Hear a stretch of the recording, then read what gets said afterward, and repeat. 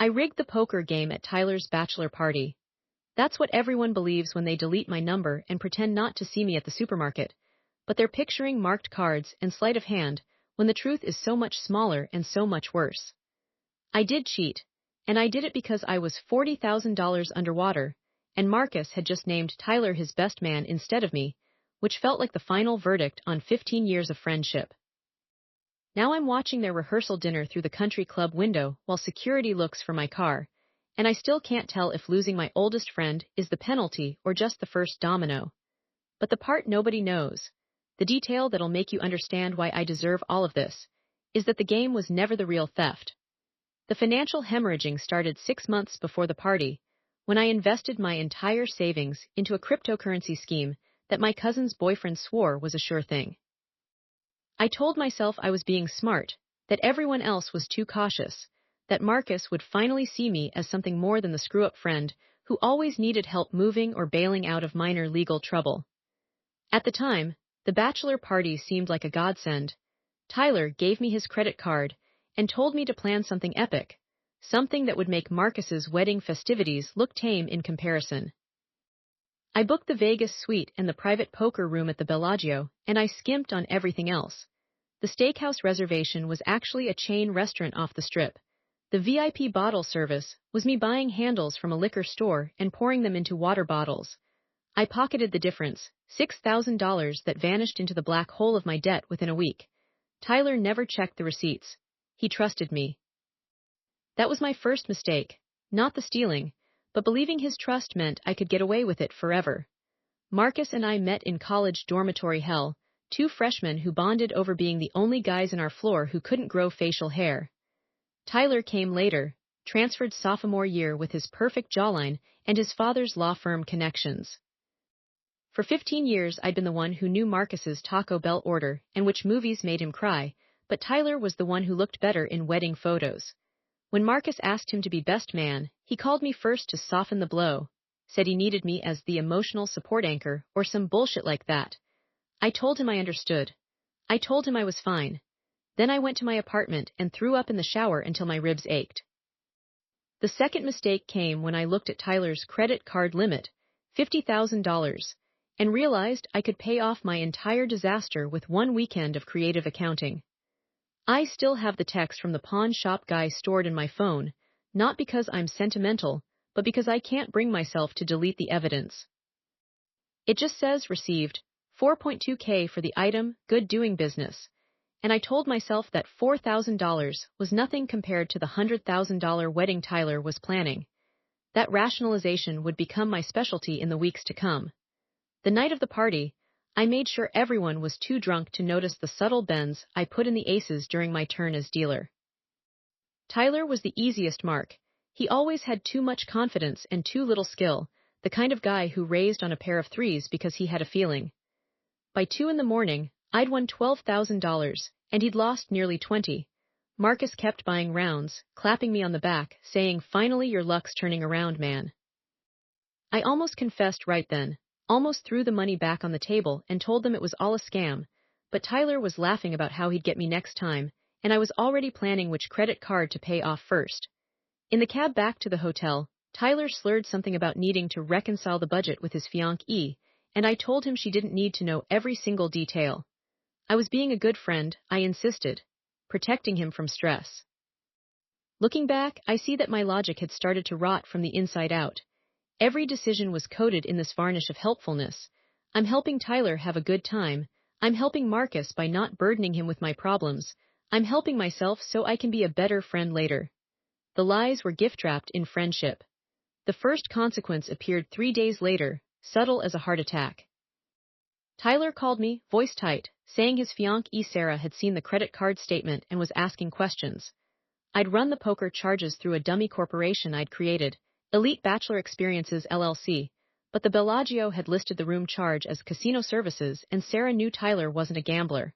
I told him to say it was a surprise investment opportunity, a tip I'd gotten from a client. He believed me. Of course he believed me. I'd never given him a reason not to. I spent 20 minutes in the bathroom with his fiancée's engagement ring while everyone else was passed out. Sarah had given it to him for safekeeping during the trip, and he tucked it in his shaving kit like an afterthought. I told myself I was just looking, just holding it, just imagining what 4 carats of flawless guilt would fetch in a city built on bad decisions. 2 weeks after Vegas, Marcus invited me to dinner, just the two of us. We went to our usual bar, the one with sticky floors and bartenders who knew our orders, and halfway through his second beer he said, "Tyler's acting weird about money, he's been dodging my calls." I felt my spine turn to ice, but I kept my face neutral, took a sip of my drink, said, "Wedding stress, probably." Marcus looked at me for a long moment, longer than usual, and I could see the doubt flickering behind his eyes. He'd known me too long. He could smell when I was hiding something, even if he couldn't name it yet.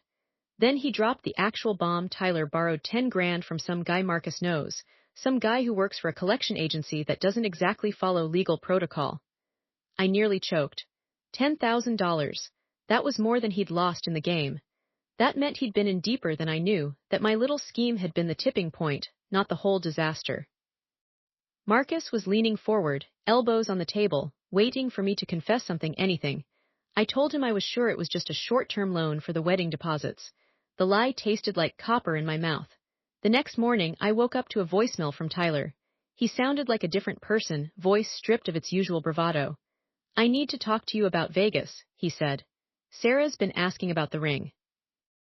I went to get it cleaned, and the jeweler said something about the setting being off. My blood turned to static. The setting was off because I'd swapped it with a cubic zirconia replica that I'd bought online for $800. The real ring, Sarah's great-grandmother's Art Deco heirloom, was sitting in a pawn shop off Fremont Street, collecting dust and accruing interest I couldn't pay. This is where the story I told myself started to unravel. All those little justifications. "I'll buy it back, I'll tell them later, I'll fix this." They collapsed under the weight of one irrefutable fact: the ring had been in my possession when it disappeared, and I was the only person who knew about the pawn ticket currently burning a hole in my desk drawer. I called Tyler back, my fingers so numb I had to dial 3 times. When he answered, I could hear Sarah crying in the background. "The jeweler thinks I'm lying," Tyler whispered.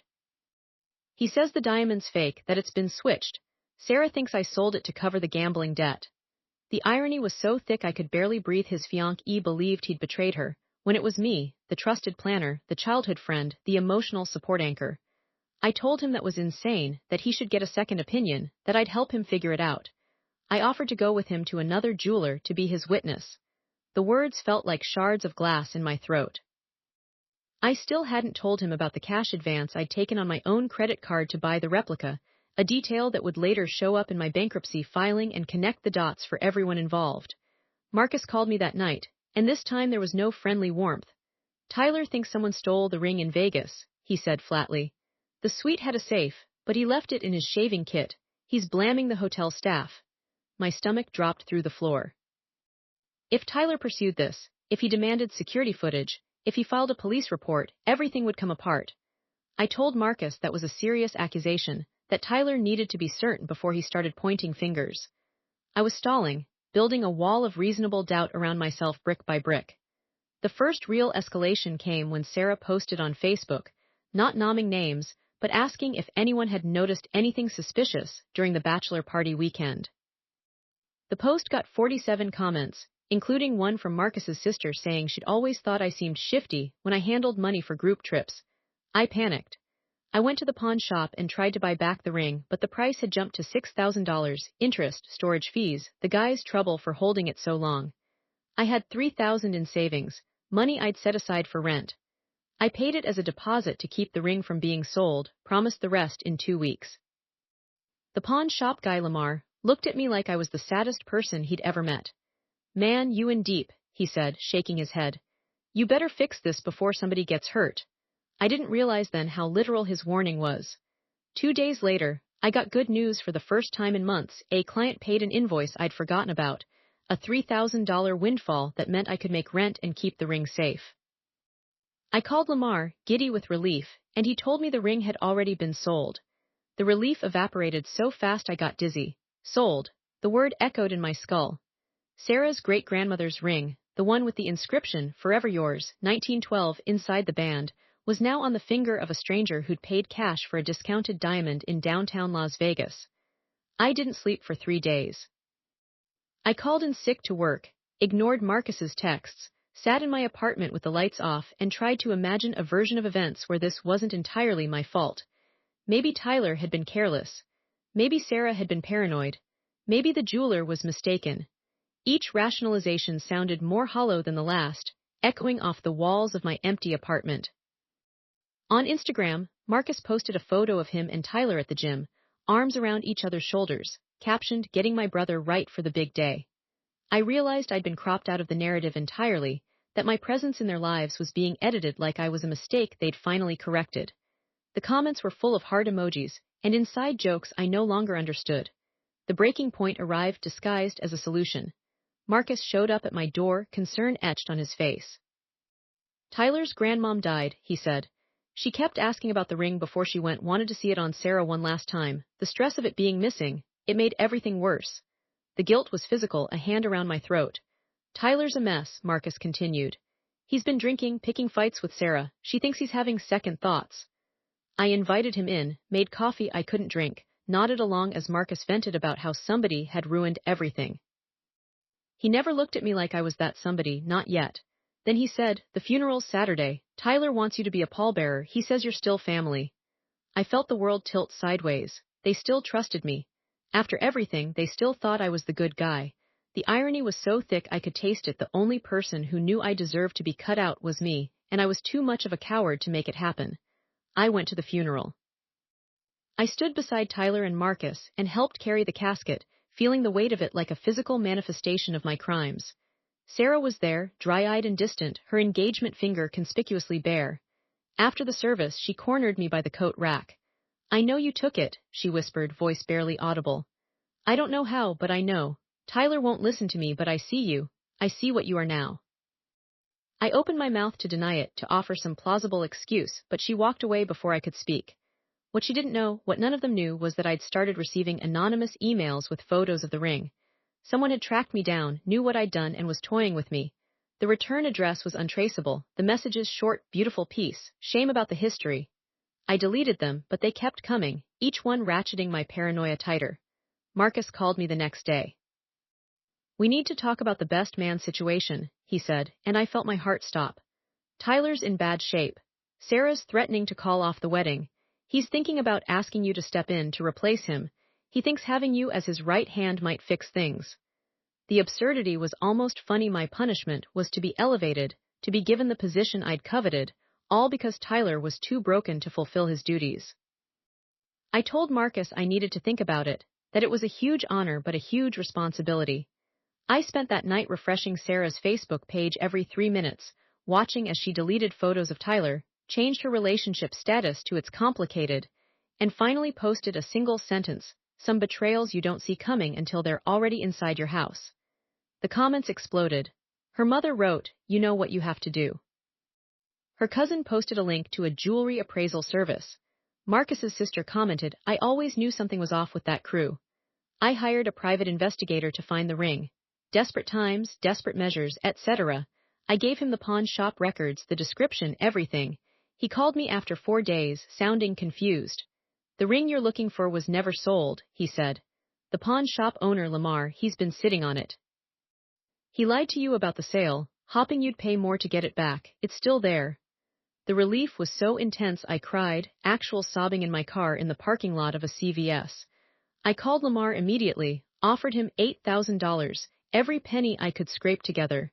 He agreed, but said I had to come to Vegas to get it. Here's where my thinking got truly twisted. I told myself that if I could just get the ring back, slip it back into Tyler's possession without him knowing, everything would reset. The universe would realign. Marcus would remember why we were friends, Sarah would drop her suspicions, Tyler would stop drinking. All I had to do was commit one more crime, retrieval, and everything would be forgiven. This is how addicts think, I realize now, but at the moment it felt like clarity. I flew to Vegas, took a cab to the pawn shop, paid Lamar his blood money. He handed me the ring in a small velvet bag, and I held it in my palm, feeling the weight of everything it represented. On the flight home, I drunk texted Marcus from the plane's Wi-Fi, "We need to talk, about everything." He read it immediately, the checkmark turned blue, but didn't respond. I landed to a voicemail from Sarah. "Tyler's in the hospital. He tried to hurt himself. If you have anything left in you that's human, you'll stay away from him." The email came as I was sitting in the airport, ring burning a hole in my carry-on. Same anonymous sender, but this time it said, "Mighty convenient, buying back what you stole. Does Tyler know you're his savior and his thief?" I looked around the terminal like the sender might be watching, heart hammering against my ribs. Someone knew everything. I went to the hospital anyway. I had to give him the ring, had to fix this. Marcus met me in the hallway, his face drawn and ancient. "What part of stay away did you not understand?" he asked, but there was no heat in it, just exhaustion. "He keeps asking for you, says you're the only one who understands." That sentence nearly broke me. The only one who understands. He was right, but not in the way he thought. Marcus led me to Tyler's room, where Tyler was sitting up in bed, wrists bandaged, eyes hollow. "I know you took the ring," Tyler said, voice flat. "Sarah thinks I sold it, but I remember leaving it in the suite. The only person who had access, who knew where it was." He trailed off, waiting for my denial.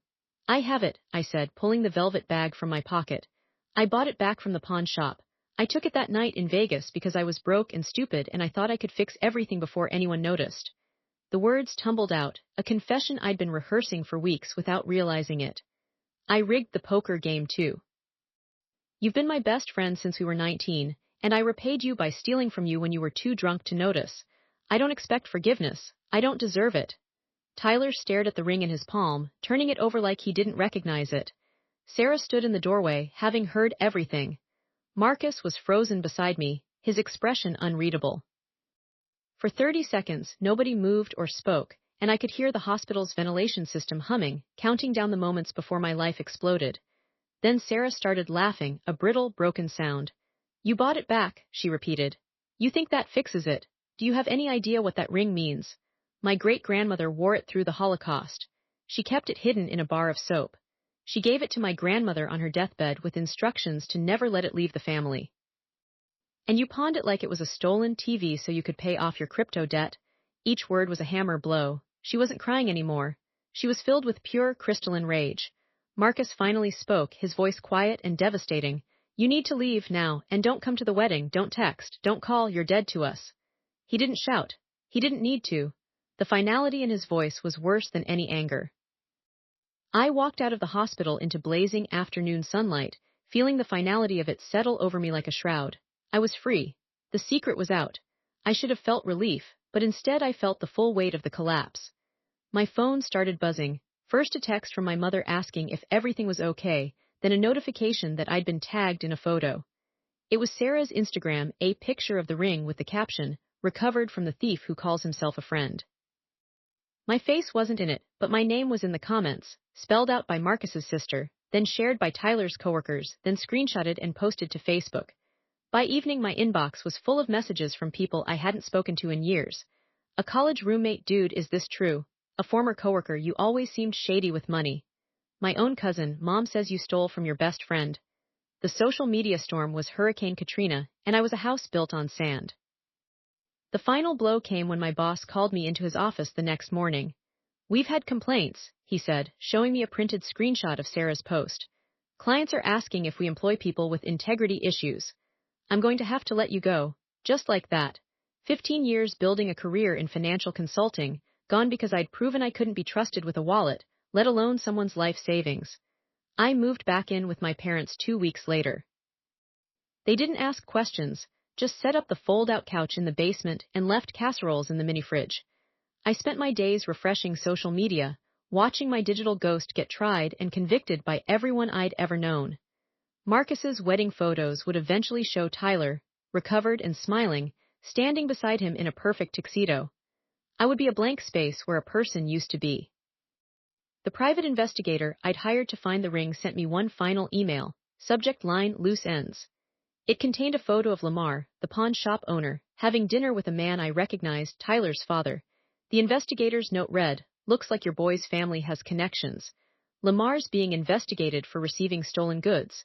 Thought you should know." I realized then that my crime hadn't just cost me my friends, it had activated a chain of consequences I couldn't control. Tyler's father was a retired detective with enough pull to make Lamar's life difficult. My name would come up. Legal trouble would follow. I waited for a subpoena that never came. Weeks passed, then months. The wedding happened. I saw the photos online, Marcus and Tyler toasting under string lights, Sarah's hand conspicuously bare of the heirloom ring. She'd replaced it with a simple band, something new that didn't carry my betrayal. The caption read, "Starting fresh with people we can trust." What they don't know, what they'll never know unless they read this, is that I kept the pawn ticket. It's framed in my parents' basement, tucked behind a water-stained poster from a concert we all went to in 2009. I look at it every night before I sleep, this proof that I once had the chance to do the right thing and chose wrong at every single turn. The ticket is dated the day after the bachelor party, a timeline that would ruin whatever story they're telling themselves about my corruption. I work as a cashier at a grocery store now. Boss asked me once if I had experience handling money, and I said, "More than you know." He laughed. "I don't touch the register. They have me stocking shelves at night where I can't steal from anyone. The pay is garbage, but it's enough for the payment plan I've set up to repay Tyler. Every month, I send him a money order for $200. He doesn't cash them. I can see the uncashed checks through my banking app, these digital monuments to my attempted atonement. He'll never forgive me, but he knows I remember what I owe. Here's the last piece, the detail that might change how you see this whole mess. The ring in Sarah's Instagram photo, the one she claimed to have recovered, isn't the real one either. It's a second replica, better quality, that her father bought and passed off as the original to give her peace. The actual heirloom is gone forever, sold to a tourist from Tokyo who thought they were getting a deal on a vintage piece. 3 generations of survival and love, dissolved into nothing because I needed to pay off a debt I was stupid enough to create. So I'm telling this now because yesterday, Marcus posted an ultrasound photo. He's going to be a father. Tyler commented, "Uncle Tyler is ready," and I realized they're building a life from which I've been completely erased. My betrayal wasn't just financial or even personal, it was existential. I removed myself from their future by trying to preserve my present. Do I deserve forgiveness? No. Do I understand the full scope of what I destroyed? Finally, yes. The money was never the point. The ring was never the point. The poker game was never the point. The point was that I saw their trust as a resource to be exploited rather than a gift to be honored. And now I'm a ghost who types this from a basement, sending money orders into the void, waiting for a forgiveness that will never come because the thing that needs forgiving no longer exists. You want to know if I've learned anything? Sure. I've learned that some holes you dig are graves, not tunnels. And I've learned that being the best man has nothing to do with where you stand at the altar, and everything to do with not stealing from the people who call you brother. Judge me however you want. Just know that I already passed the sentence, and I'm serving life.